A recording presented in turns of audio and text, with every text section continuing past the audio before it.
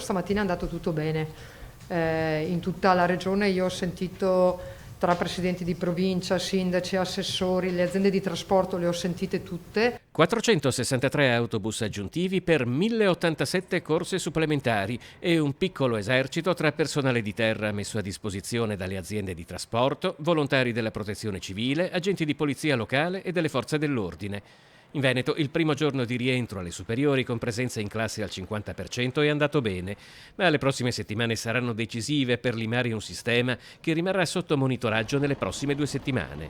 La domanda deve anche stabilizzarsi nei prossimi giorni, perché non è detto che la domanda sarà quella di oggi, potrebbe subire delle modifiche, perché potrebbe anche essere che magari i primi giorni ci sia più di qualche genitore che preferisce portare a scuola i figli. Comunque diciamo un esito positivo. Molte aziende hanno operato con un servizio al 50%, Treviso e Vicenza come se il rientro in classe fosse al 60% e altre ancora al 70%. L'obiettivo è arrivare tutti al 75%.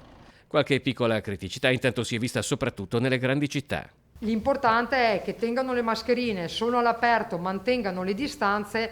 Poi se 500 studenti devono prendere gli autobus per tornare a casa, non è che li possiamo tenere distribuiti per la città e portarli in stazione. Quindi sicuramente ci saranno presenze massicce di studenti. L'importante è che stiano lontani. Rimane poi da valutare l'impatto che avrà l'aumento di autobus sul traffico. Ho avuto qualche ritorno, diciamo con qualche criticità su Mestre. Ho parlato con il direttore di ACTV, mi diceva che hanno avuto qualche... l'importante è che i ragazzi arrivino in orario a scuola, però molto probabilmente hanno avuto qualche ritardo in arrivo degli autobus.